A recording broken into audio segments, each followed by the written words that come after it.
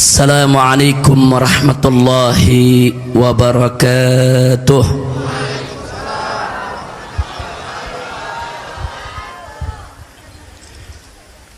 Bismillah walhamdulillah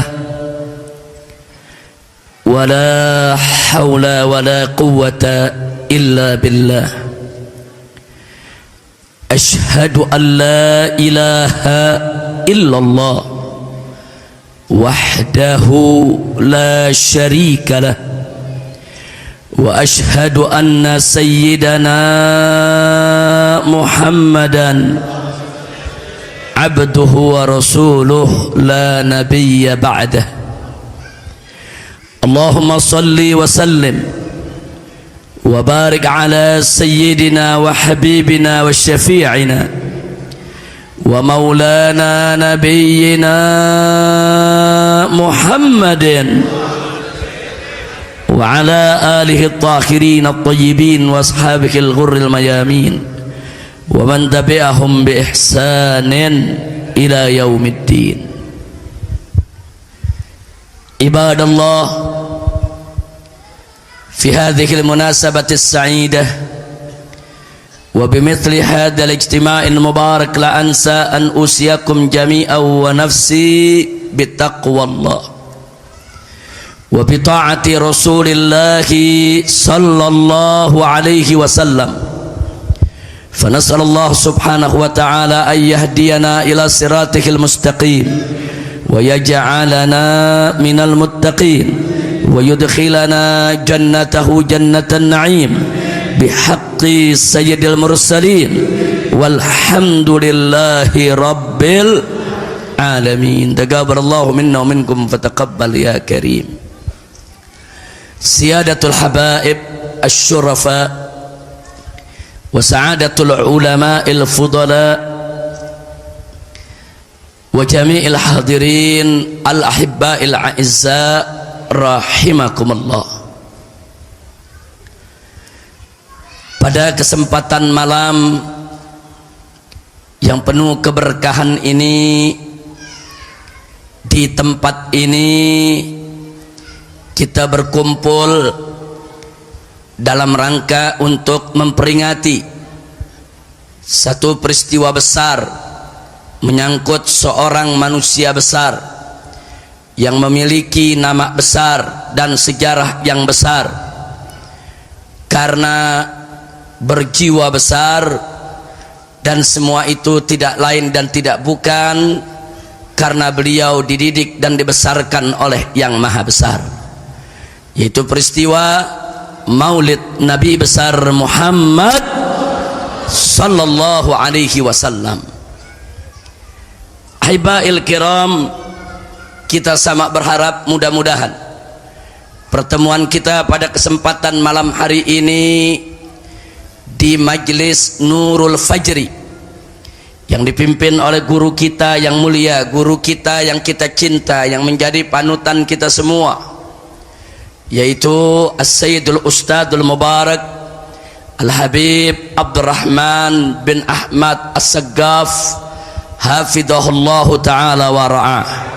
Famatanallahu bituli hayatih wa nafa'ana bi'ulumih fid dini wad dunya wal akhirah.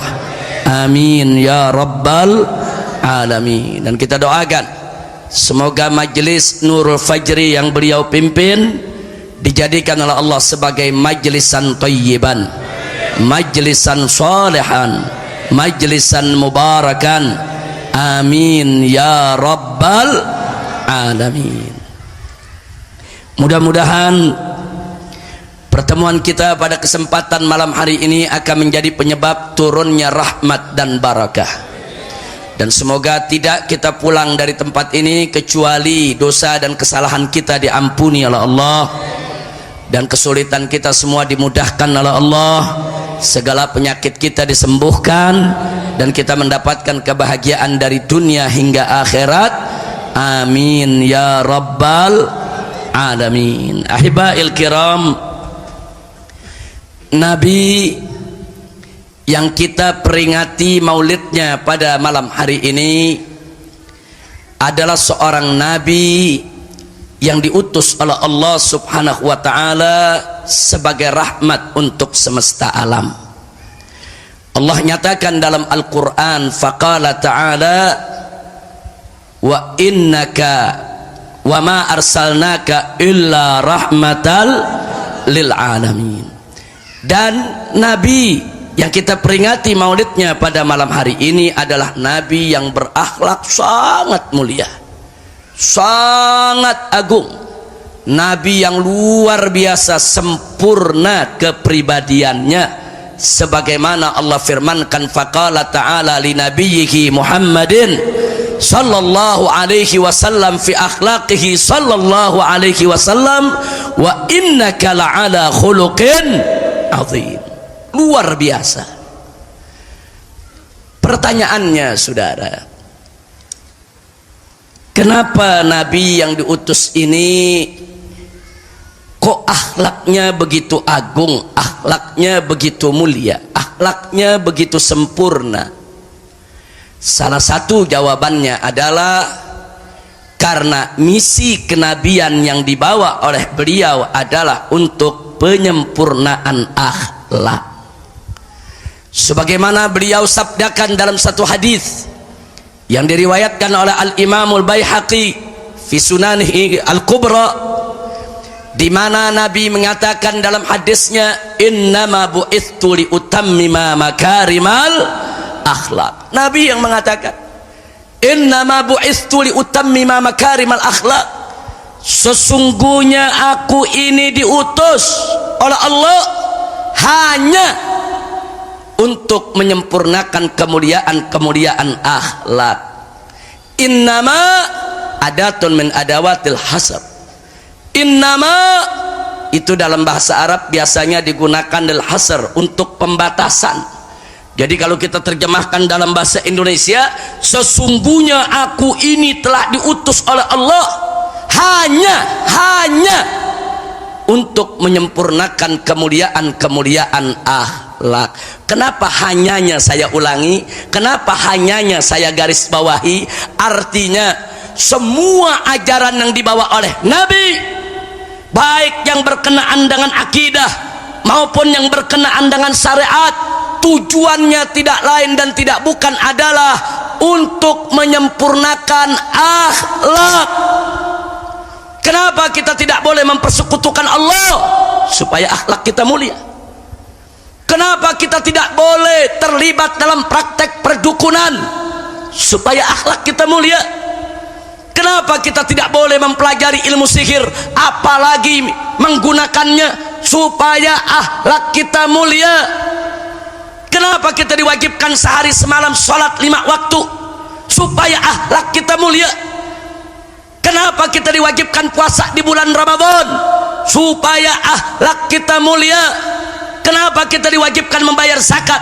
Kenapa diwajibkan menunaikan ibadah haji bagi yang mampu? Kenapa kita diwajibkan dengan aneka ragam kewajiban? Jawabnya, supaya akhlak kita mulia. Kenapa kita tidak boleh berzina, tidak boleh berjudi, tidak boleh menenggak minuman keras, tidak boleh mencuri, tidak boleh korupsi, tidak boleh menjarah, tidak boleh menzalimi, tidak boleh menganiaya? Kenapa saudara?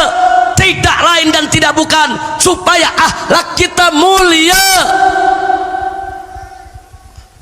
Adanya halal dan haram dalam ajaran Islam tidak lain dan tidak bukan untuk menyempurnakan akhlak umat manusia, saudara.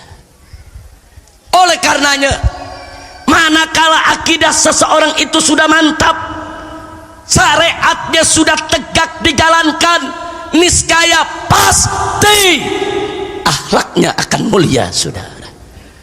Dusta kalau ada orang mengaku akidahnya kuat, dusta kalau ada orang mengaku sebagai pejuang syariat, kalau ternyata akhlaknya rusak, akhlaknya bejat, dusta. Kenapa kita katakan dusta, saudara? Karena akhlak adalah cerminan. Mana mungkin akidah seseorang itu kuat manakala kita lihat akhlaknya rusak? Mana mungkin dia menjadi seorang pejuang syariat, penegak syariat, manakala akhlaknya bejat? Nggak mungkin, saudara. Makanya suatu ketika mari kita lihat Nabi kita tercinta Sayyiduna Muhammad sallallahu alaihi wasallam ditanya oleh seorang sahabat. Sahabat ini mengabarkan kepada Nabi. Apa katanya? Ya Rasulullah, wahai Rasulullah, inna fulana tasuman nahara wa taquman laila walakinnaha tu'zi kiranaha bilisaniha. Wahai Rasulullah, ada seorang perempuan rajin puasa di siang hari, rajin bangun malam, sholat di tengah malam hari, luar biasa ibadahnya, sholat malamnya, puasanya. Walakinnaha, akan tetapi perempuan tersebut tu'dzi jiranaha bilisaniha, dia suka mengganggu tetangganya dengan lisannya, saudara. Mulutnya suka mengganggu tetangga, ketus, judes, tetangga dibuat sakit hati, tetangga dibuat tidak nyaman, tetangga dibuat tidak aman dari gangguan lisannya, saudara. Lalu apa jawab Nabi? Nabi mengatakan la khaira fiha, perempuan tersebut la khaira fiha, tidak ada kebaikan dalam dirinya. Masya Allah, saudara, dia sholat, bukan hanya sholat fardu yang 5, sholat malamnya rajin. Dia puasa, bukan hanya puasa Ramadan yang wajib, hampir tiap hari dia puasa.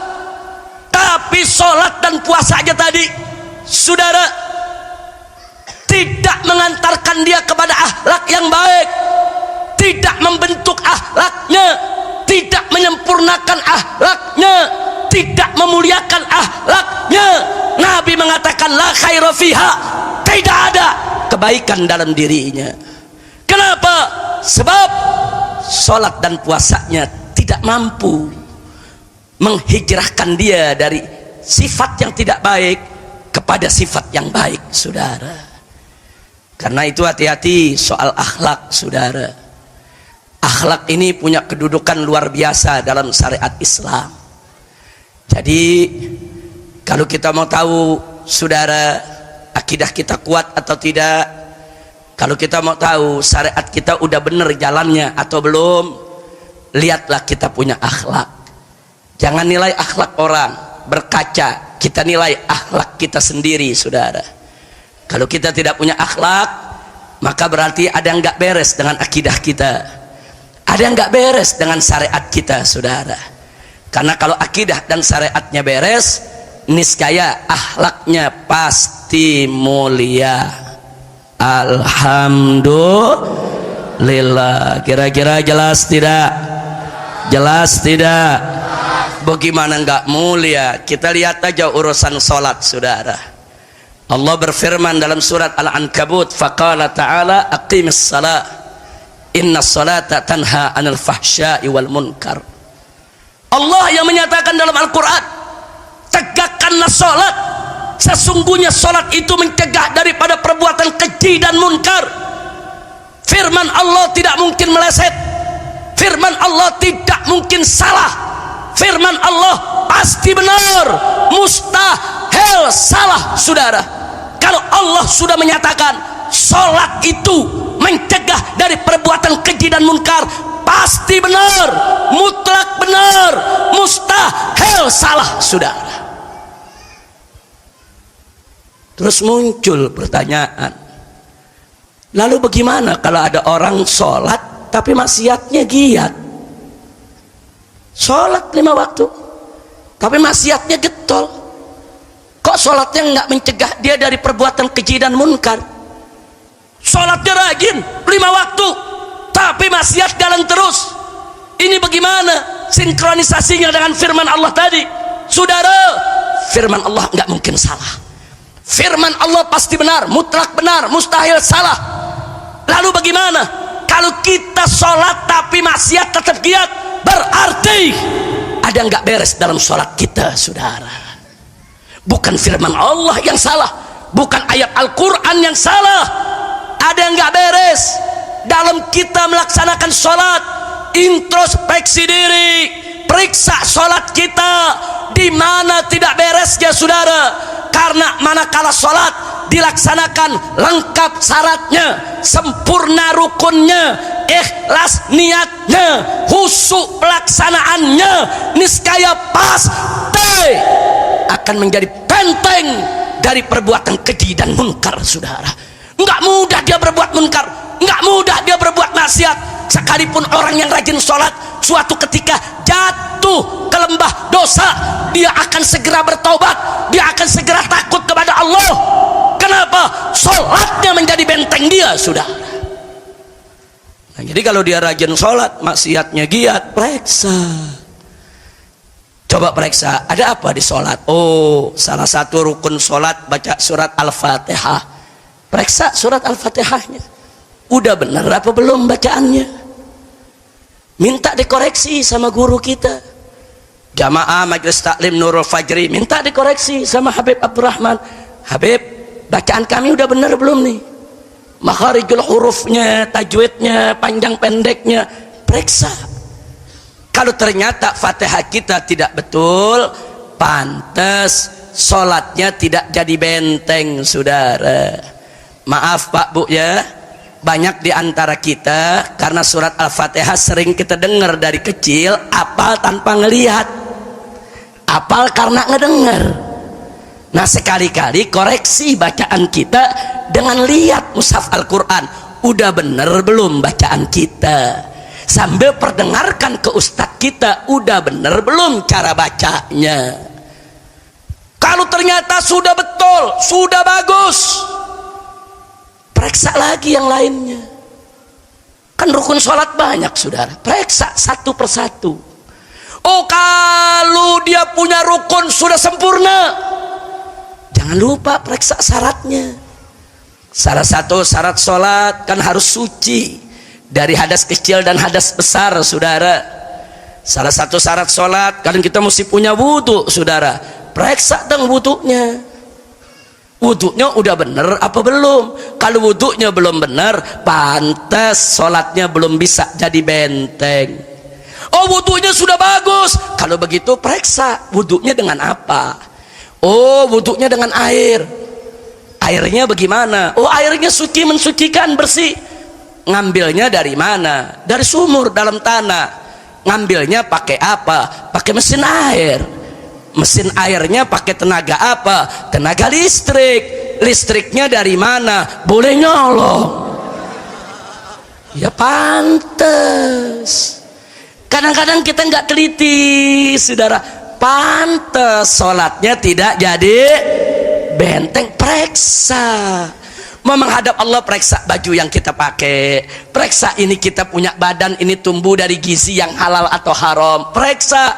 Innallaha thayyibun la yaqbalu illa thayyib. Allah itu thayyib, nggak nerima kecuali yang thayyib, saudara. Allah nggak terima amalan yang dicampur aduk dengan yang haram, saudara. Nah, saya tidak katakan sholatnya tidak sah, enggak, bukan perkara soal sholatnya sah atau tidak, tapi sholatnya tadi tidak mampu menjadi benteng dari perbuatan keji dan munkar. Maka itu saya mau tanya semua di sini siap jaga sholatnya, siap sempurnakan sholatnya. Takbir, sallu ala nabi, Allahumma salli wa sallim alaihi wa ala alihi. Nah, jadi saudara, itu baru satu contoh. Sholat benteng dari perbuatan keji dan munkar. Makanya kalau orang sholat, dia jauh dari perbuatan keji dan munkar. Kalau jauh dari perbuatan keji dan munkar, maka akhlaknya akan mulia. Kita puasa, untuk apa puasa? Karena Allah nyatakan dalam Al-Quran, la'allakum tattaqun, supaya kamu makin bertakwa, makin indah takwanya kepada Allah. Jadi orang kalau takwanya udah indah kepada Allah, niscaya akhlaknya juga akan mulia. Kira-kira jelas tidak? Jelas tidak? Jelas tidak? Siap jaga akhlak? Betul. Alhamdulillah. Saudara, Saya ingin berikan catatan penting. Akhlak itu di atas hukum, saudara. Sekali lagi, akhlak itu di atas hukum. Tapi jangan salah paham. Bukan berarti hukum harus ditinggal untuk menyempurnakan akhlak. Pura-pura menyempurnakan akhlak, dia tidak menegakkan hukum. Mustahil.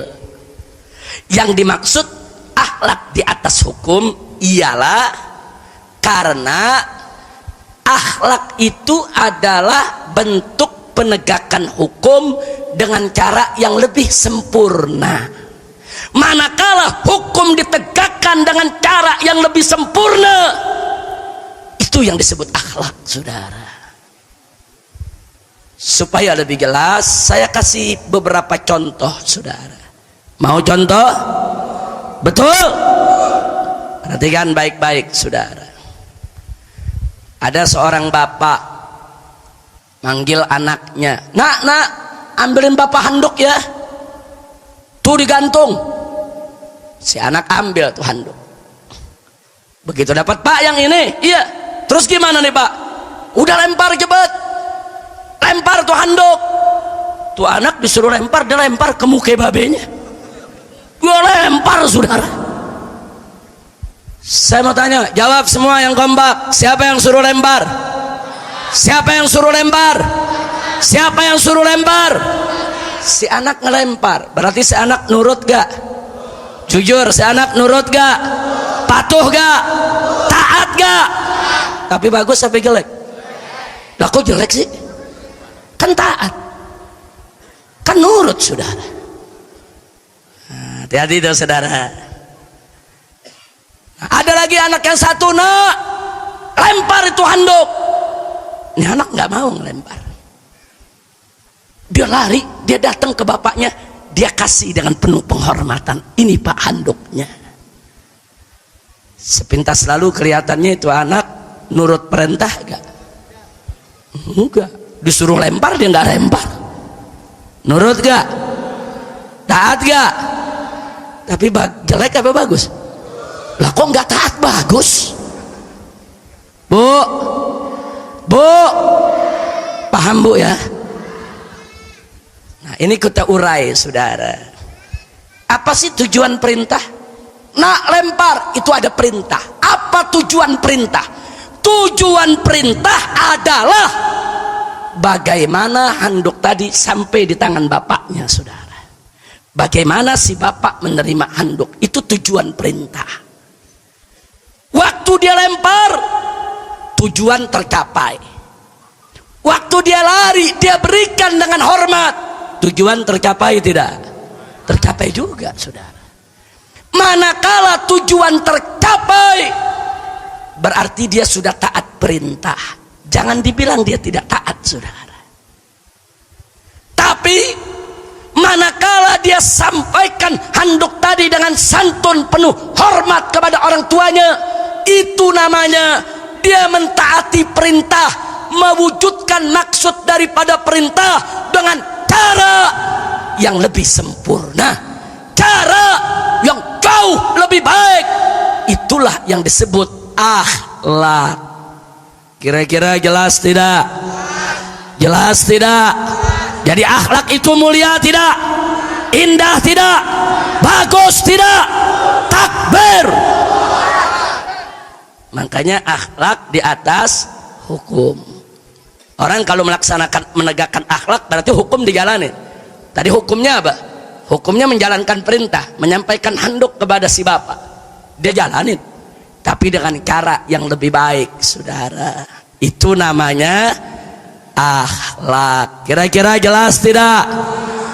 Perlu contoh lagi supaya lebih jelas? Betul? Baik, saya mau tanya nih anak-anak muda. Salah satu syarat sholat adalah menutup aurat. Betul? Betul? Jawab yang kompak. Betul? Baik, saya mau tanya, aurat anak lelaki dari mana sampai ke mana? Aurat pria dewasa dari mana sampai ke mana? Dari pusar sampai ke lutut. Betul? Betul. Kalau dari pusar sampai ke lutut tertutup dalam sholat, berarti auratnya sudah tertutup. Betul? Berarti sholatnya sah tidak? Ada anak muda, saudara. Nah, ini anak muda begitu mau sholat, dia ambil sehelai kain, dia pakai, saudara, dia tutup dari pusar sampai ke lutut, dadanya kelihatan, ketek terbuka. Waktu dia takbir, saudara, tuh bulu ketek kayak sarang gonggo. Saya mau tanya jujur, saudara, auratnya udah ketutup belum? Secara hukum sah tidak sholatnya? Sah. Secara akhlak kurang ajar. Kecuali kalau dia terpaksa, saudara. Kalau dia tidak punya pakaian lagi, saudara. Tapi kalau dia punya pakaian yang bagus, pakaian yang lebih indah, saudara, dia sholat menghadap Allah dengan cara seperti itu, kurang ajar. Dia menghadap pejabat, menghadap presiden, menghadap menteri, menghadap gubernur, menghadap orang-orang kaya di dunia ini, saudara. Dia rapikan dia punya pakaian, dia rapikan, dia pakai bajunya yang paling bagus, bajunya yang paling indah. Giliran menghadap Allah, kurang ajar. Seenaknya dia pakai pakaian seperti itu, kurang ajar. Kira-kira jelas gak? Jelas gak? Tapi saya mau tanya, kalau dia sholat, dia ambil bajunya yang paling bagus, yang paling bersih, saudara, yang terbaik, dia tampil di hadapan Allah dengan penampilannya yang paling bagus, auratnya tertutup, sholatnya sah gak? Akhlaknya terjaga, sholatnya berkah gak? Itu yang disebut akhlak. Jadi akhlak itu, saudara, pelaksanaan hukum atau penegakan hukum syar'i dengan cara yang lebih sempurna, yang lebih baik, yang lebih berakhlak, itu yang disebut akhlak. Kira-kira jelas tidak? Paham semua? Mau contoh lagi? Ente mau contoh melulu? Memang makin banyak contoh makin jelas. Betul? Kita kalau dikasih rumus matematika sama guru atau rumus fisika sama guru, contoh satu kadang-kadang masih nggak nyambung. Tapi kalau banyak contoh lama-lama nyambung, saudara. Betul? Betul? Mau contoh lagi? Saya berikan contoh lagi, saudara. Nabi mengajarkan kalau mau baca Al-Quran, bersiwak, bersihin tuh mulut giginya biar bersih, mulutnya nggak bau, baca Quran. Makanya bersiwak sebelum membaca Al-Quran hukumnya sunnah. Sunnah. Nah, saya mau tanya, kalau ada orang habis makan jengkol, mulut bau, udah nggak pakai sikat gigi, nggak pakai kumur, main baca Quran, saudara. Saya mau tanya, dosa gak? Enggak. Karena bersiwak tadi bukannya wajib, tapi sunnah. Tapi saya mau tanya, baca Quran mulut bau jengkol, akhlak gak? Sikat gigi yang bersih, ini yang kita mau baca, firman Allah, kalamullah. Nggak boleh kita sembarangan, saudara. Makanya dalam madhab al-Imam Asy-Syafi'i radhiyallahu ta'ala anhu ditegaskan, saudara, saking memuliakannya Al-Quran, sampai pegang mushaf Al-Quran mesti ada wudhu, saudara.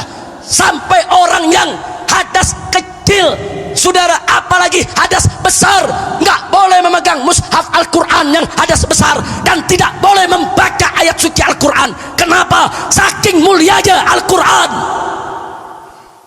Terlepas dari perbedaan pendapat antar madhab, saudara, terlepas dari perbedaan, masing-masing punya dalil. Tapi kalau bicara akhlak, memang mesti begitu baca Al-Quran. Baca Al-Quran, ambil wudhu dulu, bersihkan diri kita, saudara. Setelah itu bersihkan juga mulut kita dari bau-bau yang tidak sedap. Duduk yang rapi menghadap kiblat, dan mushaf letakkan di tempat yang lebih tinggi dari dengkul kita, saudara. Jangan anak-anak muda sekarang, saya lihat saudara sebagian ada bikin pengajian tafsir Al-Quran, Al-Qurannya dia taruh di bawah dengkulnya. Akhlak di mana? Akhlak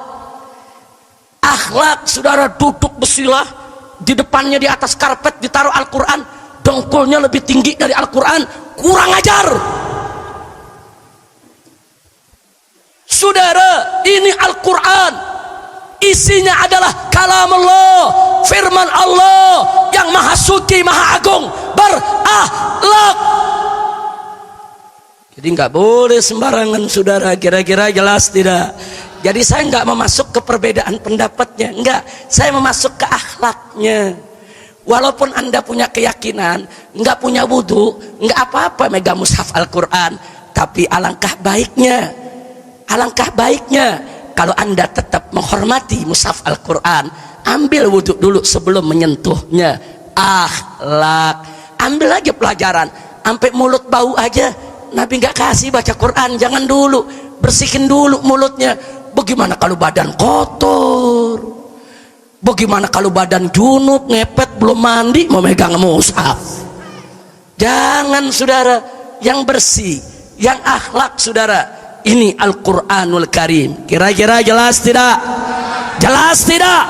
Jadi kalau anda baca Al-Quran, saudara, siap bersuci, siap membersihkan mulut, takbir. Kira-kira jelas gak? Mau contoh lagi? Oh, bisa sampai subuh nih. Nggak apa-apa sampai subuh.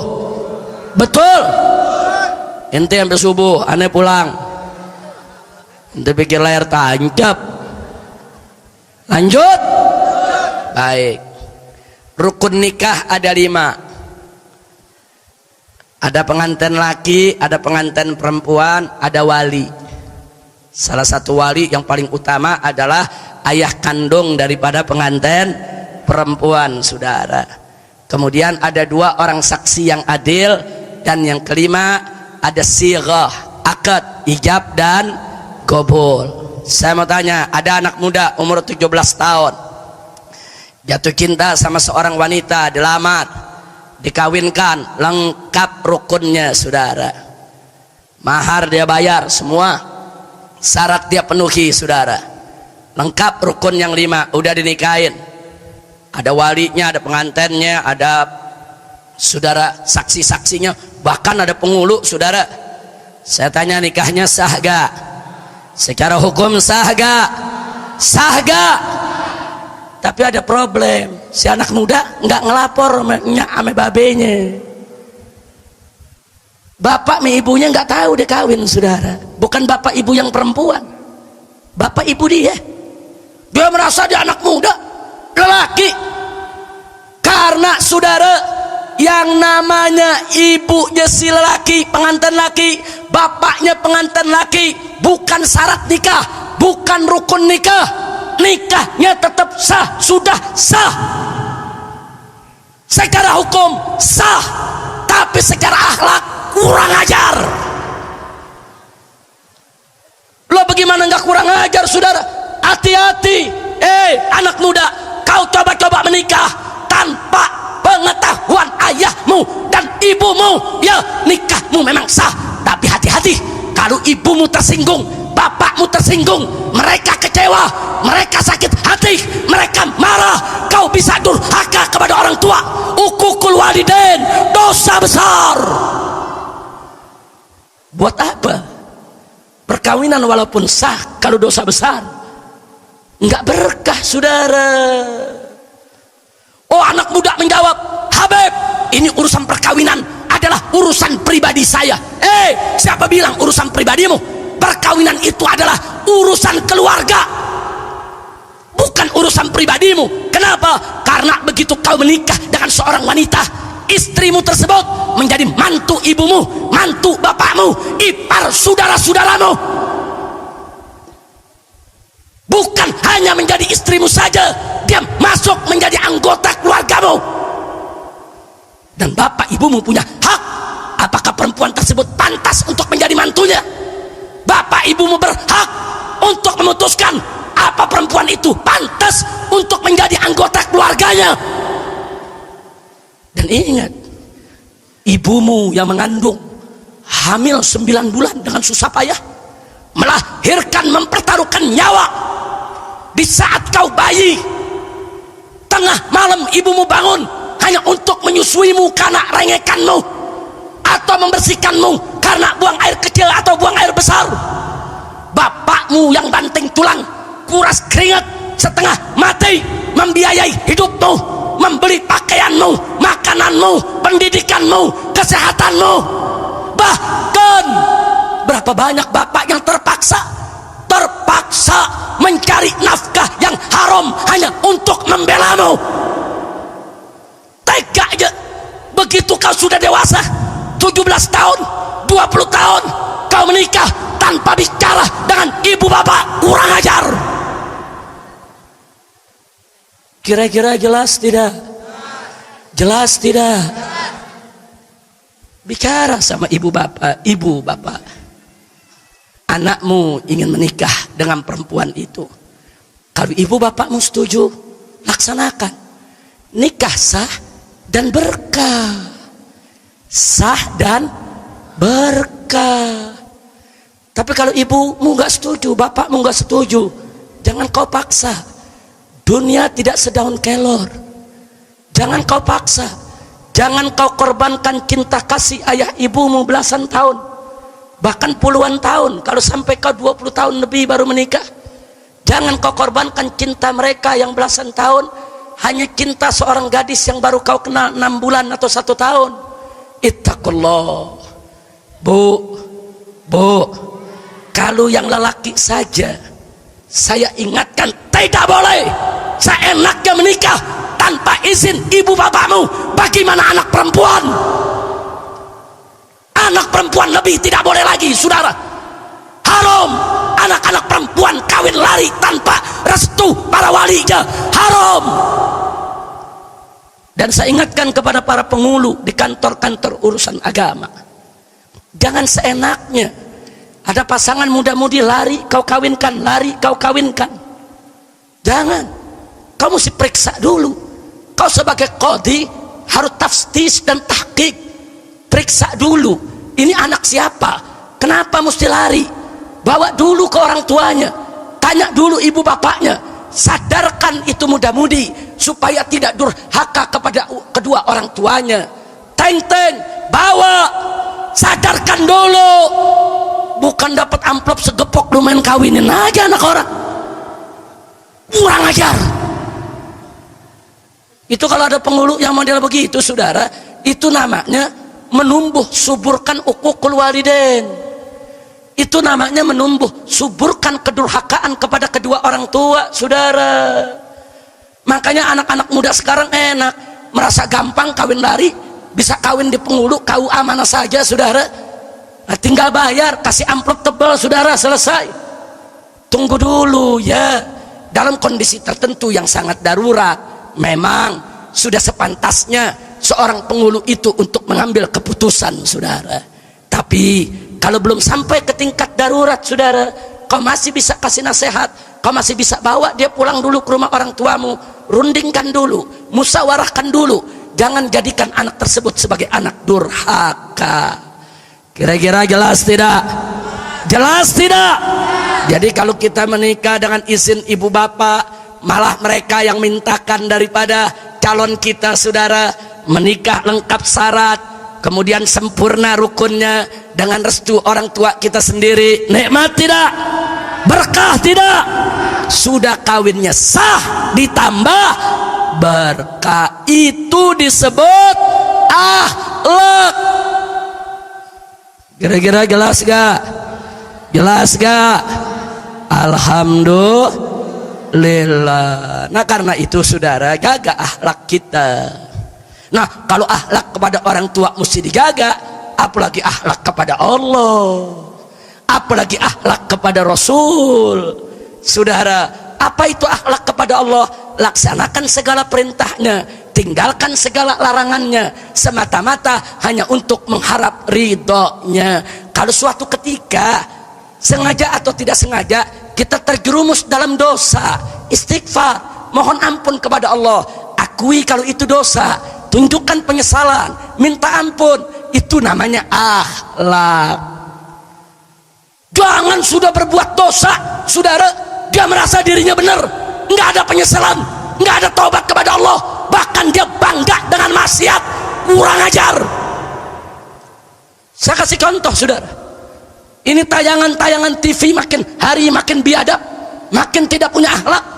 Coba Anda lihat, saudara, berapa banyak artis di TV yang bangga kalau mereka kumpul kebo. Saya mau tanya, kumpul kebo itu halal atau haram? Halal atau haram? Itu dosanya kecil atau besar? Dia bangga, dia kumpul kebo, dia bangga. Saya kumpul kebo sama bintang film yang anu, goblok. Ada gak yang begitu? Ada gak yang begitu?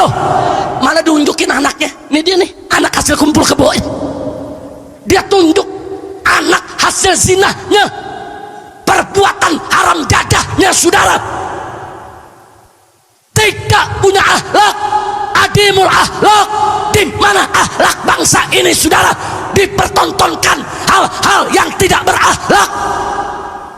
Insya Allah dia bangga memaksiat, bangga, saudara. Kumpul kebo bangga, udah kumpul kebo kayak pahlawan. Inna lillahi wa inna ilaihi raji'un. Maka itu saya tanya, ngawur tidak? Saya mau tanya, orang-orang macam itu punya akhlak tidak? Punya akhlak tidak? Jadi udah berbuat dosa, bukan tobat, dia bangga. Dia tunjukin, kita ini bukan nabi, kita tidak maksum. Betul, kita juga punya dosa, saudara. Banyak dosa kita, tapi akui kalau itu dosa, akui di hadapan Allah. Ya Rabb, aku berdosa. Ya Allah, betapa banyaknya dosa yang aku lakukan. Akui. Astagfirullah, aku mohon ampun kepada Engkau ya Allah. Akui. Kalau kita masih mengakui itu dosa, itu namanya kita masih punya akhlak. Dan ingat, saudara, termasuk akhlak kepada Allah, kalau kita membaca kalimat-kalimat yang mengandung nama Allah, bacalah dengan penuh ta'zim, dengan penuh pengagungan, dengan penuh takdis, dengan penuh pensucian. Makanya kalau kita baca tasbih subhanallah, baca dengan akhlak.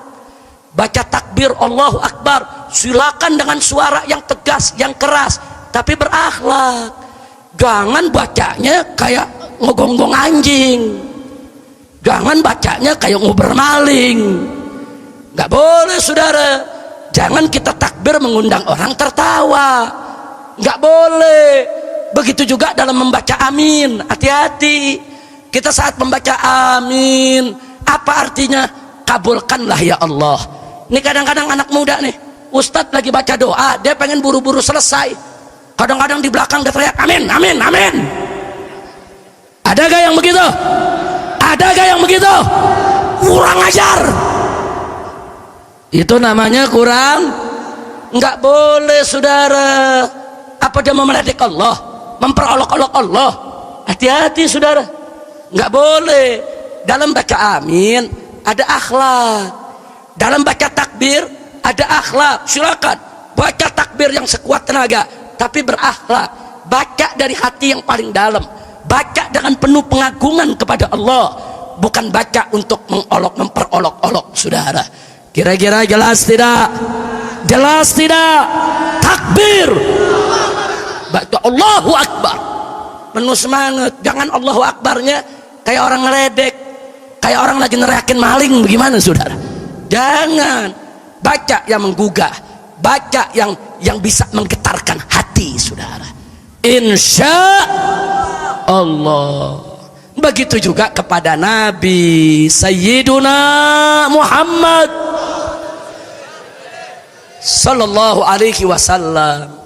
Saudara, pada Nabi juga mesti jaga akhlak. Bagaimana jaga akhlak kepada Nabi? Segala ajaran Nabi kerjakan, larangannya tinggalkan. Kan Allah berfirman dalam Al-Quran, faqala ta'ala fi kitabikil aziz, wa ma atakumur rasulu fakhudhuhu wa ma nahakum anhu fantahu. Sadaqallahul azim. Allah yang nyatakan dalam Al-Quran, Apa saja yang Rasulullah Sallallahu Alaihi Wasallam berikan kepada kamu, ambil, amalkan, kerjakan, laksanakan. Dan apa-apa yang Nabi larang, stop, tinggalkan, jangan coba-coba dikerjakan. Itu akhlak kepada Nabi. Termasuk akhlak kepada Nabi, kalau nyebut nama Nabi jangan sembarangan, saudara. Ini kadang-kadang ada dai-dai muda, saudara, seenaknya kalau ngomong di TV, di forum, nyebut nama Nabi seenak waduknya. Muhammad begini, Muhammad begitu, Muhammad berkata begini, Muhammad berkata begitu. Muhammad mana? Ma tukang sayur. Ngomong ini nama Nabi, saudara. Sebut Nabi Muhammad, Sayyiduna Muhammad, Habibuna Muhammad, atau sebut Rasulullah. Jangan seenak menyebut Muhammad, Muhammad, Muhammad, saudara. Ada yang protes. Habib Rizik memang nggak boleh kita manggil Nabi pakai gelar-gelar, tuh nggak boleh. Nabi nggak kasih. Kita panggil Sayyiduna Muhammad, kata dia nggak boleh. Loh, kenapa nggak boleh? Kata dia bid'ah. Bid'ah itu sesat, sesat itu masuk neraka. Kalau gitu Habib Rizik mengajarkan kesesatan. Wow. Jawab jangan. Jawab jangan. Kapan jawabnya? Udah malam. Kapan jawabnya? Udah malam. Nggak apa-apa. Ibu udah izin suami, Bu, sampai malam. Semua sampai malam. Betul? Mau hujan? Nggak apa-apa hujan-hujanan. Lu hujanan gua nggak mau. Panjang nih, Beb. Nggak apa-apa dijawab. Betul? Oh, diprotes media, nggak boleh manggil Nabi pakai Sayyidina. Udah gitu apa dia bilang? Ada hadisnya. Nabi bersabda, kata dia nih, la tusayyiduni, jangan kau sayyidkan aku, jangan panggil aku sayyidi atau sayyiduna, haram, bid'ah, musyrik, masuk neraka. Jawab jangan. Jawab jangan. Saudara, ini yang ngomong begini lucu. Dia anti bid'ah tapi hadisnya palsu. Kan lucu, saudara. Anti bid'ah, hadis lu palsu, Paul. Enggak ada hadis ratu sayyiduni, saudara. Dalam bahasa Arab tidak ada kata sayyada yusayyidu. Kalaupun ada, mestinya sawada yusawwidu, la tusawwiduni. Udah bikin hadis palsu, ketangkep basah, salah lagi. Ini dia nih, saudara. Teriaknya anti bid'ah pakai hadis palsu. Ya, ada kebon. Saya mau tanya, hadis palsu boleh dipakai gak? Jawab yang kompak. Hadis palsu boleh dipakai gak? Hadis palsu boleh dipakai tidak? Haram. Gak boleh, saudara. Hati-hati, saudara. Jangan sembarangan ngomong. Udah anti bid'ah pakai hadis palsu, lu pakai hadis palsu biangnya bid'ah, tahu? Betul? Betul? Ngotot, enggak, apa sih bid'ah? Kata dia bid'ah itu yang di zaman Nabi nggak pernah ada. Ya saya jawab, muke lu zaman Nabi nggak ada, berarti lu muke bid'ah dong. Masya Allah. Lanjut jawabnya. Betul? Siap dengerin jawabannya? Takbir. Jawaban yang pertama, saudara. Dulu di zaman Nabi alaihi salatu wassalam, pada awal Islam, para sahabat memanggil dan menyebut nama Nabi hanya dengan Muhammad. Mereka kalau ketemu Nabi, ya Muhammad. Mereka kalau bercerita, tadi aku ketemu dengan Muhammad di awal Islam. Ketika itu dibiarkan oleh Allah subhanahu wa ta'ala. Ketika itu tidak ditegur oleh Allah. Kenapa? Awal Islam, saat pemantapan akidah, saudara. Mereka baru tahu Islam. Begitu iman mereka sudah kuat, akidah mereka sudah mantap, mereka sudah paham tentang kedudukan kita punya Nabi, baru ditegur oleh Allah. Saudara, silakan buka surat An-Nur ayat 63. Allah turunkan firman-Nya untuk Nabi dan para sahabat, juga untuk segenap umat Islam, di mana Allah firmankan, faqala azza wa jal, la taj'alu du'a ar-rasuli bainakum ka du'ai ba'dikum ba'dha. Sadaqallahul azim. Luar biasa. Allah menyatakan dalam ayat tadi, umat Islam, jangan sekali-kali kalian menjadikan panggilan Nabi, panggilan Rasul, sebutan nama Nabi di antara kalian seperti sebagian kalian memanggil sebagian yang lainnya. Kalau di antara kalian suka manggil sesama kalian hanya nama saja, untuk Nabi tidak boleh, dilarang oleh Allah. Saudara, sejak ayat itu turun, para sahabat nggak berani manggil Nabi nama lagi. Saudara, sejak itu kalau mereka ketemu Nabi, mereka panggil ya Rasulullah, ya Nabi Allah. Nggak berani, saudara. Dan kalau mereka bercerita tentang Nabi, mereka akan mengatakan, tadi aku ketemu Rasulullah, tadi aku ketemu Nabi Allah. Nggak berani mengatakan aku ketemu Muhammad. Tidak. Allah ajarkan akhlak kepada para sahabat. Bagaimana cara manggil Nabi, saudara?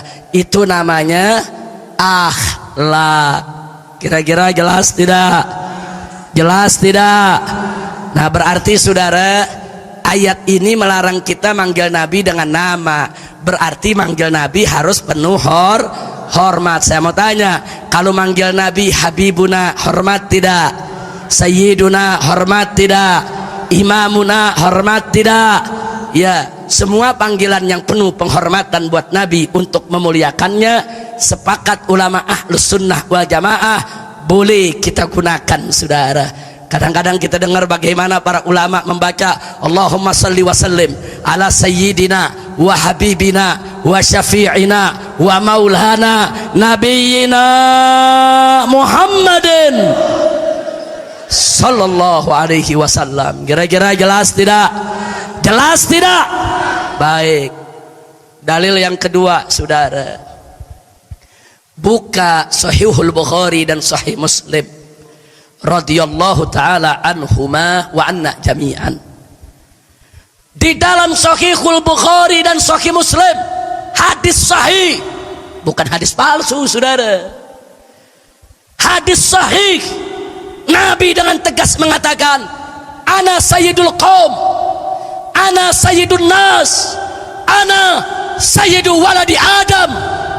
Insyaallah, Nabi yang sebut, saya sayyidnya daripada kaumku, saya sayyidnya umat manusia, saya sayyidnya anak cucu Adam, saya tuannya, saya pemimpinnya, saya sayyidnya.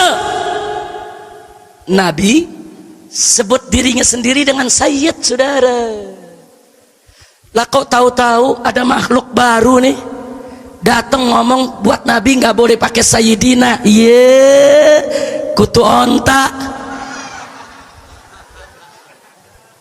Ini Nabi nyebut dirinya dengan sayyid, saudara. Nggak ada itu la tusayyiduni, nggak ada. Haditsun maudhu, kadzab, saudara. Nggak ada tuh Nabi bilang jangan kamu sebut aku sayyid. Nggak ada.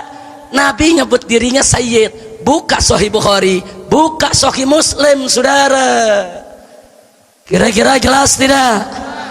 Yang ketiga, saudara, bahkan Nabi menyebut putrinya dengan sebutan Sayyidah, saudara.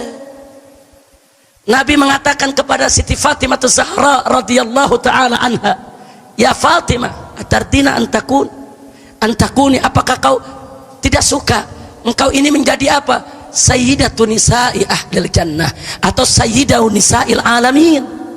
Engkau ini sayyidah, perempuannya ahli surga dan perempuannya semesta alam. Engkau sayyidah mereka, tuannya itu puannya mereka, pimpinannya mereka. Saudara, putri Nabi, Nabi panggil sayyidah. Kalau lelaki sayyid, kalau perempuan sayyidah.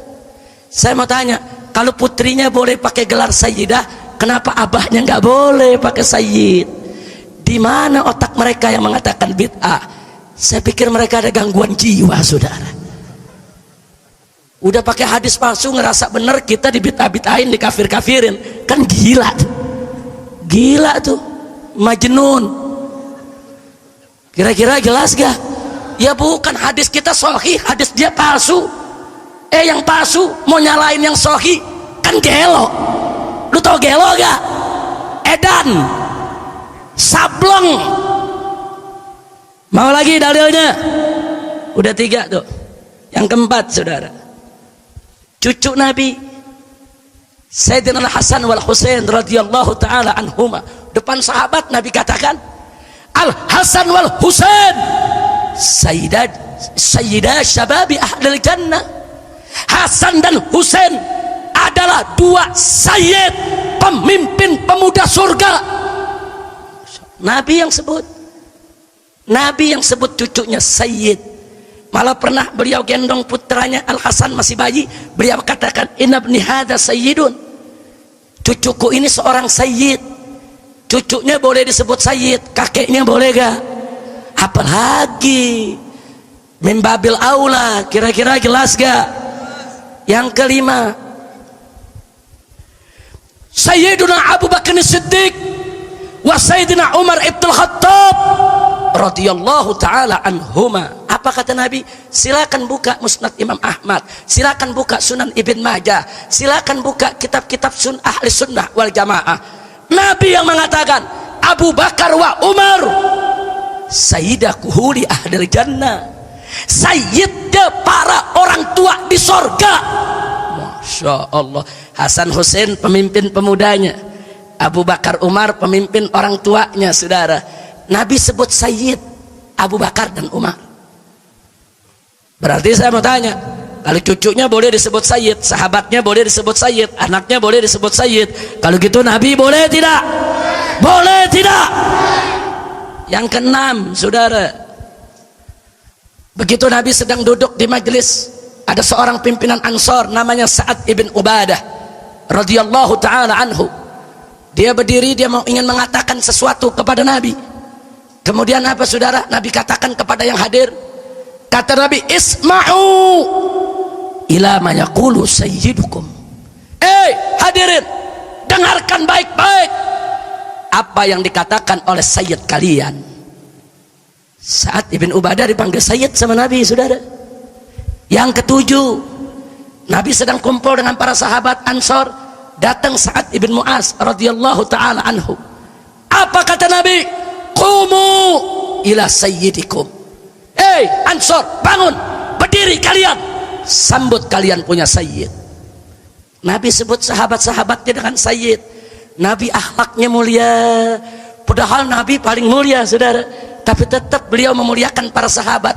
Beliau nggak merendahkan sahabat, beliau nggak merekehkan sahabat, beliau panggil sahabatnya dengan sayyid, saudara.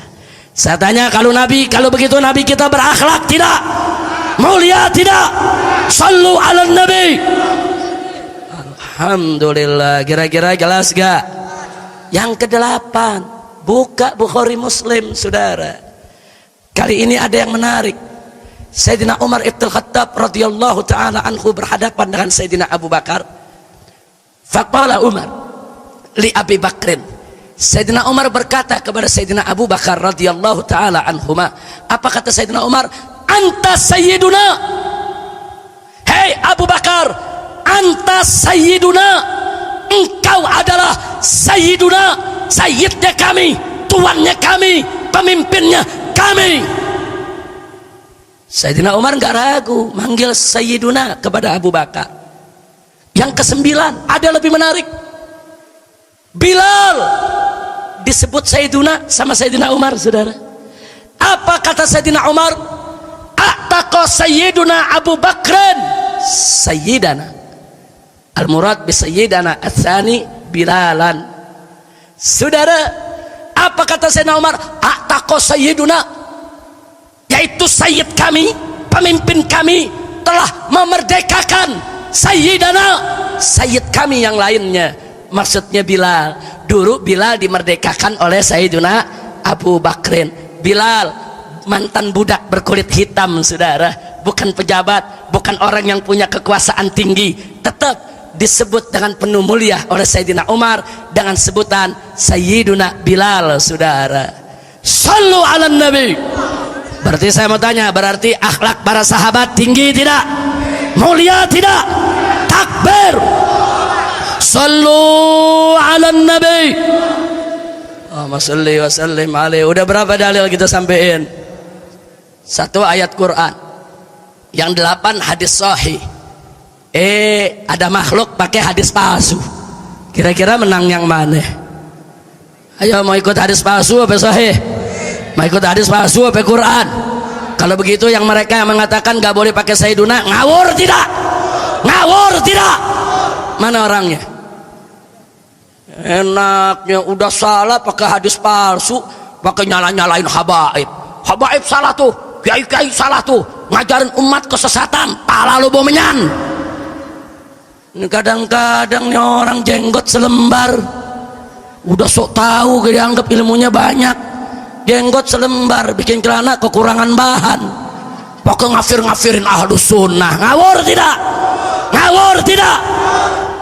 Makanya sekarang saya tanya, setelah ada jawaban begini, saudara, berarti boleh gak manggil Nabi Sayyiduna Muhammad? Bukan hanya Nabi, para sahabat pun kita panggil Sayyiduna Abu Bakar Siddiq, Sayyiduna Umar ibn Khattab, Sayyiduna Utsman ibn Affan, Sayyiduna Ali ibn Abi Talib radhiyallahu ta'ala anhum ajma'in. Kira-kira jelas gak? Jadi jangan ragu-ragu, saudara, jangan ragu-ragu. Nah, cuman ingat, kalau baru belajar jangan sok berdebat. Oh, nu kadang-kadang jamaahku udah dapat 9 dalil nih, besok nih gua mau ajak berdebat dia nih. Begitu dia berdebat, saudara, lusanya dia berubah, nggak mau pakai Sayyidina. Lo kok begitu? Nah, orang goblok berdebat. Kita kalau ilmu belum menguasain, belum matang, belum mantap, jangan sok berdebat. Kira-kira jelas gak? Jelas gak? Makanya saya mau titip pesen nih jamaah semua nih, Nurul Fajri, jangan ngaji ke majlis yang bukan ahlus sunnah wal jamaah. Saya nggak suruh anda ganggu mereka, jangan ganggu mereka, tapi jangan hadir. Nanti anda jadi rancu, pemahamannya jadi bercampur aduk, nanti anda bingung sendiri. Jangan, kadang-kadang jamaah dikasih tahu so pinter, Habib, anda mau ikut majelisnya Wahabi nih. Nah terus, ya pokoknya kalau macam-macam saya berdebat, dia berdebat, besoknya dia jadi Wahabi. Nah, orang goblok berdebat. Ada lagi yang satu, Habib, saya mau hadir nih di majelisnya Syiah nih.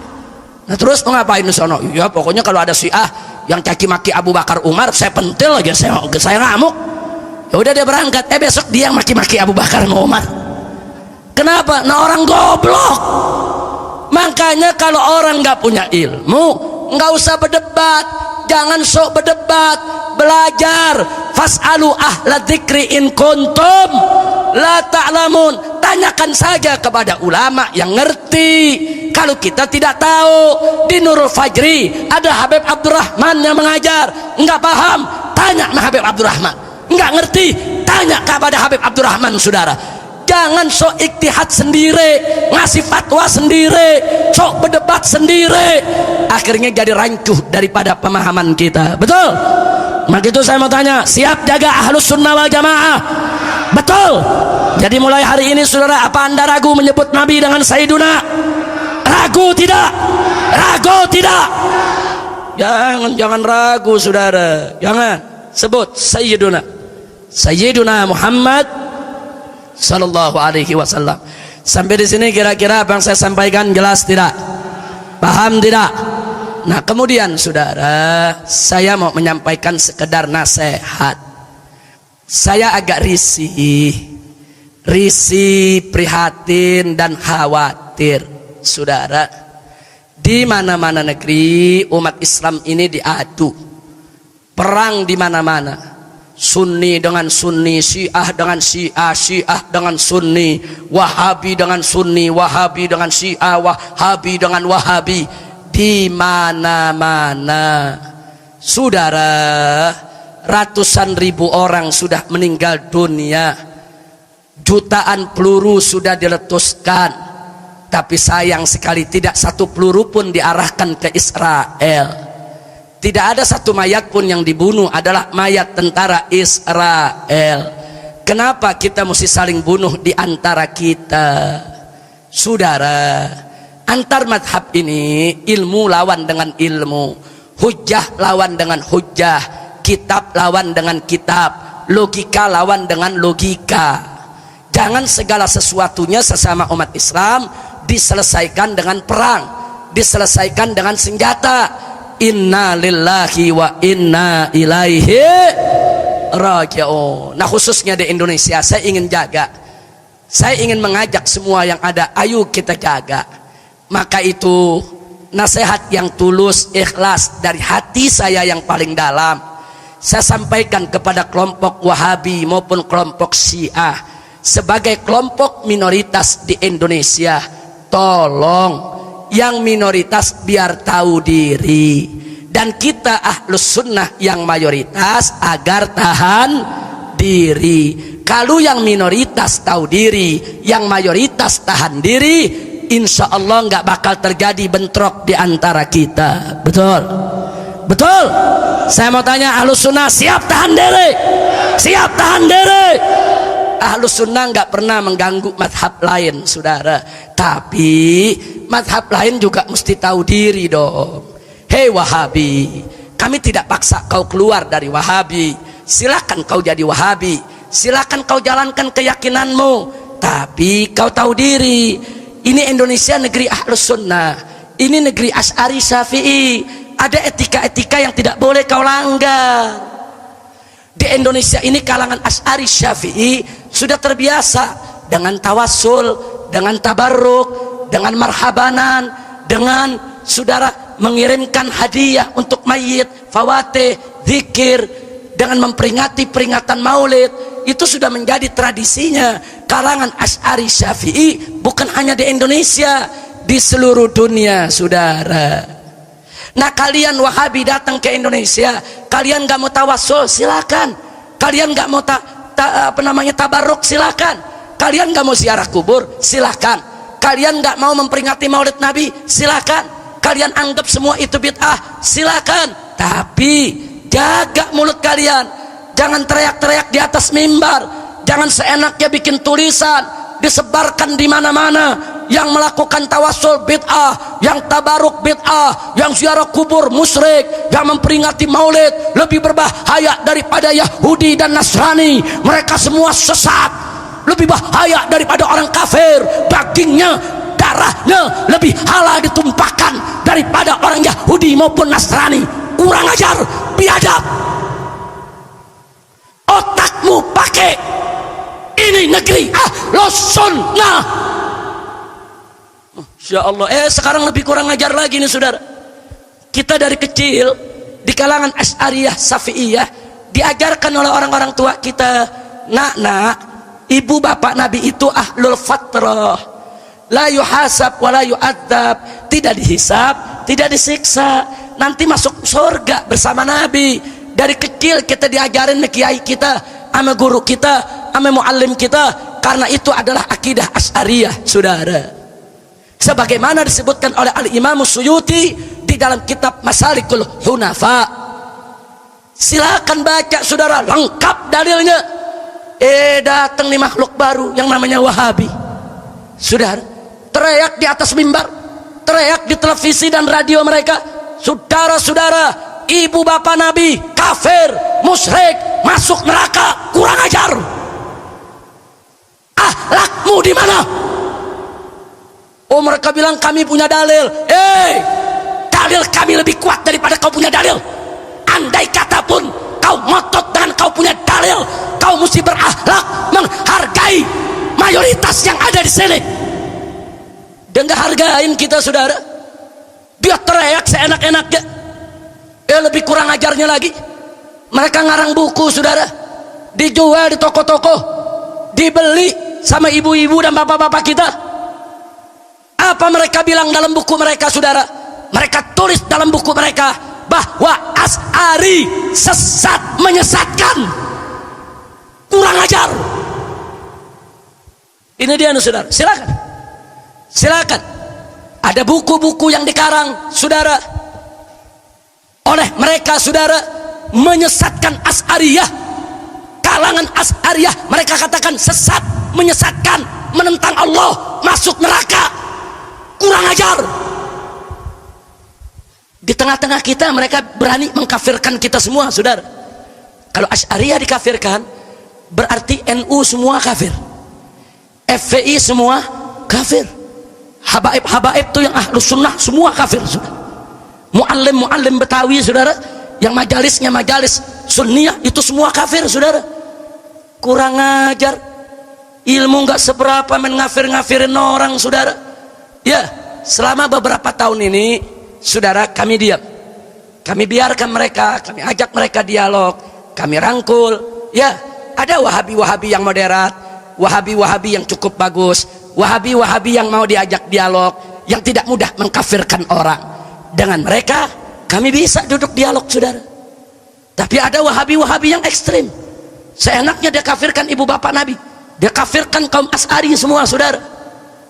Ini negeri ahlus sunnah. Saya mau tanya yang hadir saudara, kalau kita dari kecil diajarkan cinta sama keluarga Nabi, betul? Betul? Termasuk ibu dan bapak Nabi, betul? Tahu-tahu datang nih wahabi baru di negeri kita kaki maki keluarga Nabi, marah tidak? Marah tidak? Marah tidak? Masih untung belum disembelih sama Aswaja di jalan saudara. Hati-hati wahabi, kalau anda tidak bisa jaga lisan anda, saya khawatir nanti anda disembelih sama Aswaja di tengah jalan. Hati-hati. Jangan anda pikir kalau Aswaja diam, Aswaja takut. Bukan takut. Kami cinta damai. Kami tidak mau ada keributan. Tapi kalian mesti tahu diri. Jadi warga yang baik. Jangan caci maki orang. Ahlus sunnah tidak pernah caci maki mereka. Betul? Betul? Nah begitu saya mau tanya, siap jaga ahlus sunnah? Jawab yang kompak, siap jaga ahlus sunnah, siap bela ahlus sunnah, takbir. Begitu juga Syiah saudara. Ini ada Syiah yang ekstrim.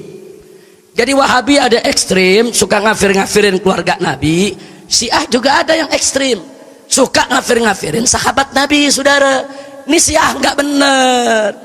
Kalau mau jadi Syiah yang akhlak, yang baik, yang santun, yang sopan, yang tidak ngafir-ngafirin orang. Saya mau tanya sama yang hadir, selama ini kita dari kecil kalau dengar nama sahabat baca apa? Baca apa yang kompak? Sayyiduna Abu Bakar As-Siddiq, Sayyidina Umar Ibn Khattab, Sayyidina Utsman Ibn Affan, Sayyidina Ali Ibn Abi Thalib. Kenapa kita taraddi kepada sahabat? Karena kita cinta. Kenapa kita cinta saudara? Karena jasa mereka luar biasa. Mereka membela Allah, membela Rasulnya, mengorbankan waktu, tenaga, pikiran, harta benda, jiwa raga untuk nabinya. Tahu-tahu sekarang ada seenaknya mencela mereka. Siapa mereka yang ingin menghina Abu Bakar, Umar, yang ingin menghina Utsman dan Ali? Kurang ajar. Siapa kalian? Apa jasamu kepada Islam, kepada Nabi? Nah sekarang saya mau tanya nih yang hadir, kalau anda udah biasa cinta sahabat, tahu-tahu dengar Sayyidina Abu Bakar dicaci maki, marah gak? Sayyidina Umar dicaci maki, marah gak? Kalau dia diamin lama-lama kita ngamuk tidak? Maka itu saya informasikan, hati-hati. Di Nusa Tenggara Barat pesantren Wahabi dibakar oleh masyarakat saudara. Gara-gara apa? Gara-gara dari pondok situ sering mengkafir-kafirkan, menyesatkan amaliyah daripada masyarakat setempat yang notabene Asy'ariyah Syafi'iyah. Dibakar di Madura, di wilayah Sampang saudara, pondok pesantren yang dianggap Syiah oleh masyarakat dibakar saudara. Kenapa? Karena masyarakat mendengar di pondok tersebut ada ustadz-ustadz diundang suka menghina sahabat Nabi, menghina istri Nabi, menghina Sayyidah Aisyah saudara radhiyallahu taala anha. Ngamuk masyarakat, dibakar. Sampai sekarang pengungsinya belum bisa balik ke Madura saudara. Maka itu saya sampaikan dengan tulus dan ikhlas, Kita cinta damai. Wahabi, Syiah, jadilah warga yang baik. Kalian tidak dilarang ada di Indonesia, silakan. Tapi jangan kalian sebarkan paham-paham kalian yang bertentangan dengan Ahlus Sunnah wal Jamaah. Nanti menjadi fitnah, jadi menjadi sumber konflik. Hati-hati. Kalau anda terus-menerus Wahabi menghina Ahlus Sunnah, Syiah menghina Ahlus Sunnah, jangan salahkan Ahlus Sunnah kalau besok anda diperangi secara fisik oleh mereka. Betul? Saya mau tanya yang ada di sini, apa Ahlus Sunnah takut melawan Wahabi? Apa takut melawan Syiah? Siap jaga aswaja, siap bela Islam, takbir. Tapi saya tanya, kalau Wahabinya tahu diri, nggak pernah caci maki kita, mengkafirkan kita, apa kita ganggu? Kalau Syiahnya tahu diri, dia nggak nyebarin ajarannya di tengah-tengah kita, nggak caci maki sahabat, apa kita ganggu? Ahlus Sunnah nggak suka mengganggu orang, saudara. Dan saya minta semua kerjasama. Yuk mari, khususnya kepada Wahabi dan Syiah. Dan sebagai informasi, saudara, bahwa sejak beberapa tahun yang lalu kami dari Front Pembela Islam sudah mengusulkan kepada pemerintah untuk dibuat undang-undang anti misionaris madhab. Apa maksudnya? Selain madhab Ahlus Sunnah wal Jamaah, Asy'ari, Syafi'i tidak boleh disebarluaskan di Indonesia. Tapi bukan berarti madhab lain nggak boleh ada, bukan. Madhab lain silakan ada di Indonesia, silakan hidup dengan tenang di Indonesia, nggak ada masalah, silakan. Tapi mereka tidak boleh menyebarluaskan ajarannya di tengah masyarakat Ahlus Sunnah. Untuk apa? Lidaf'il fitan, untuk kita mencegah terjadinya konflik. Setuju tidak? Setuju tidak? Jadi undang-undang ini penting, harus ada sanksinya. Kalau ada yang di luar Ahlus Sunnah mencaci maki Ahlus Sunnah di atas mimbar, kita nggak usah marah, tangkap, adili, jebloskan ke penjara, saudara. Itu kalau ada undang-undang. Ada mencaci maki sahabat, kita nggak usah ngamuk, tangkap, adili, jebloskan ke penjara, saudara. Penjara nggak usah lama-lama, 5 tahun, 10 tahun, atau sampai lindung berbulu. Setuju? Setuju? Maksudnya sampai dia tobat, saudara. Jangan lagi mencaci maki Ahlus Sunnah wal Jamaah. Kira-kira setuju tidak? Sebelum saya akhiri, setuju tidak? Takbir.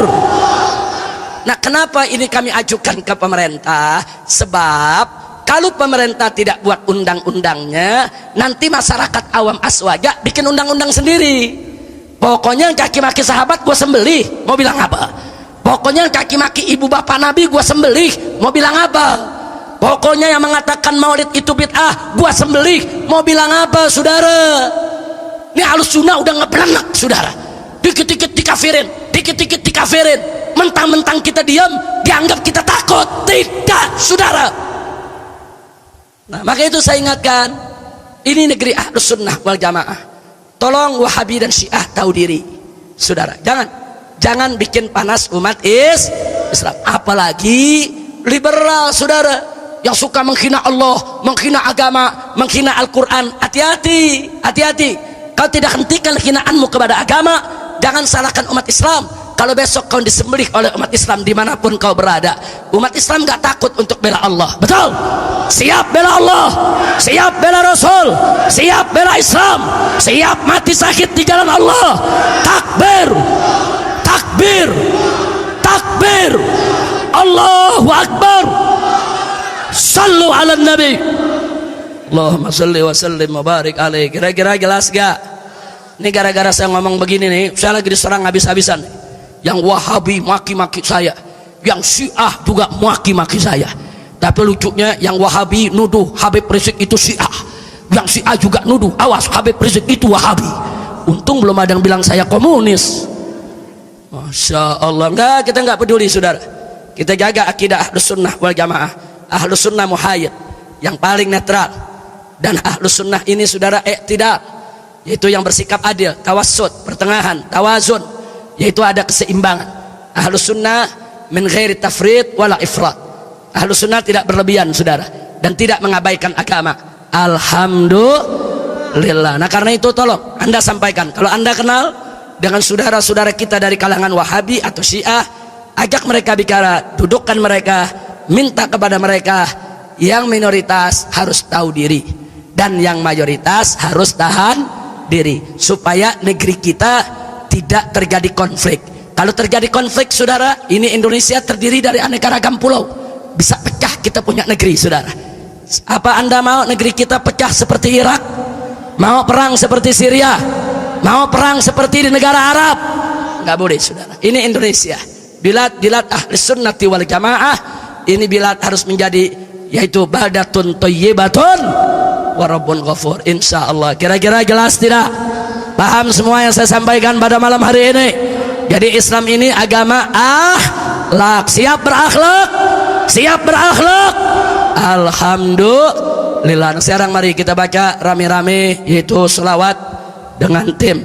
Saya luar biasa, tadi saya dengar tim Gosidah Nurul Fajri, luar biasa, bagus suaranya, bagus cara mainnya. Ayo rame-rame kita baca selawat Badar semua. Salatullah salamullah ala toha rasulillah. Salatullah salamullah ala yasin habibillah. Semua. Salatullah salamullah ala toha rasulillah. Salatullah salamullah ala yasin habibillah. Lanjut. Tawassalna bismillah wa bil hadi rasulillah. Tawassalna bismillah wa bil hadi rasulillah wa kulli mujahidin lillah bi ahlil badri ya Allah. Salatullah salamullah ala toha rasulillah. Salatullah salamullah ala yasin habibillah. Ilahi salim al-ummah minal afati wal ithmah. Ilahi salim al-ummah minal afati wal ithmah. Wa min hamil wa min ummah bi ahlil badri ya Allah. Salatullah salamullah ala toha rasulillah. Salatullah salamullah ala yasin habibillah. Ilahi fir wa akrimna minal matalib minna. Ilahi fir wa akrimna minal matalib minna. Wa dafin sa'atina bi ahlil badri ya Allah. Salatullah salamullah ala toha rasulillah. Salatullah salamullah ala yasin habibillah. Wa salli ala nabiyil barri bila adlin wala hasrin. Wa salli ala nabiyil barri bila adlin wala hasrin. Wa ali sadatil ghurri bi ahlil badri ya Allah.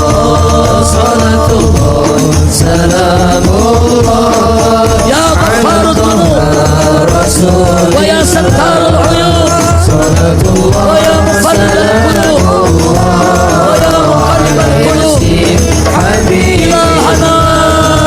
Salatullah salamullah ala toha astur uyub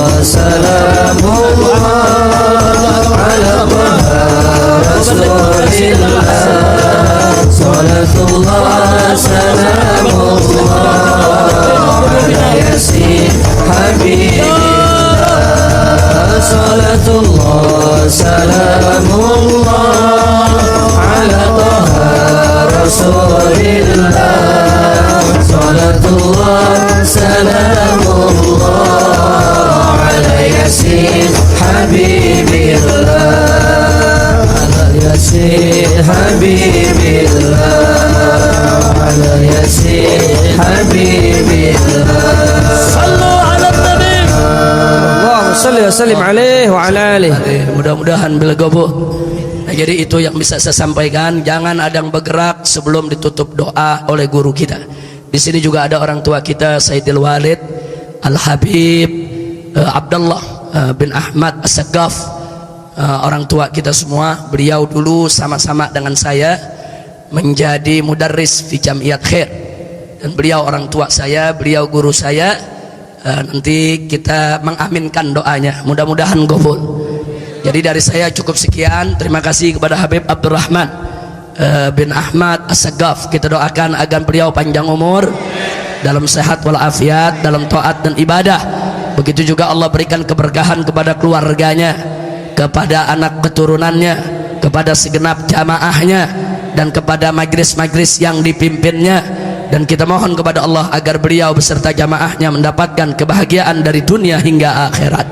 Nah, begitu juga semua yang hadir di sini, kita mohon kepada Allah yaitu supaya semua dikuatkan imannya, dimantapkan Islamnya, diindahkan ihsannya, dimuliakan akhlaknya, ditambahkan ilmunya, dimurahkan rizkinya, diberkahi nafkahnya, diangkat penyakitnya, disehatkan badannya, dilunaskan utang piutangnya, dimudahkan kesulitannya, dilapangkan kesempitannya, diharmoniskan rumah tangganya, dikaruniakan anak-anak yang salihin dan salihat, mendapat kebahagiaan dari dunia hingga akhirat. Ala hadhihi niyyah wa likulli niyatin salihah wa ila hadratin nabiyil mustafa sallallahu alaihi wasallam. Al-Fatihah.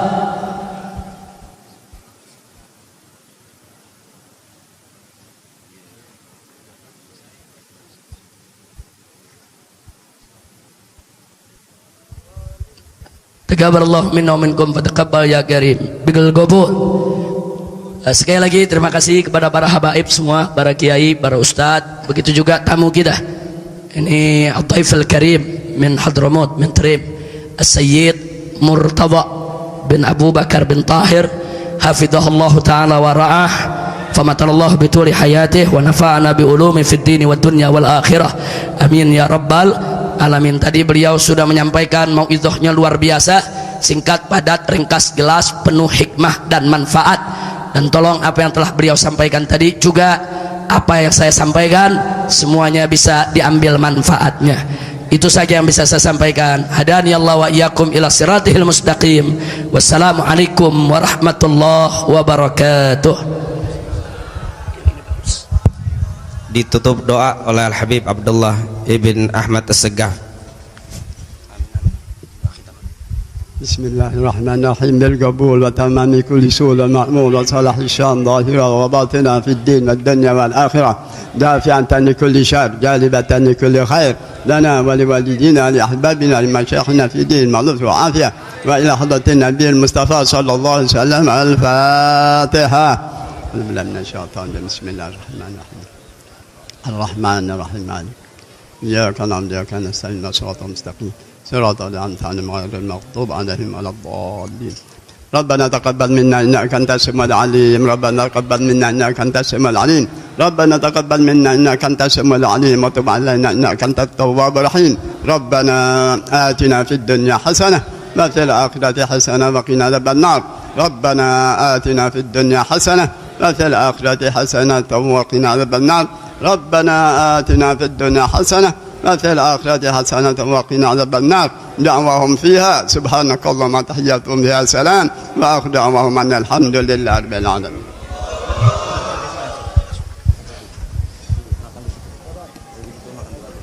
Terima kasih semuanya.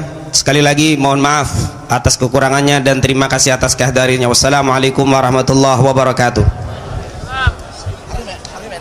Ya Rasulullah, ya Nabi, laka الشفاعة وهذا مطلبي يا نبي أنت المرتجى يوم الزحام اشفع لنا يا خير الأنام اشفع لنا يا حبيبنا لك شفاعة يا رسول الله يا رسول الله يا نبي لك شفاعة وهذا مطلبي يا نبي أنت المرتجى يوم الزحام اشفع لنا يا خير الأنام اشفع لنا يا حبيبي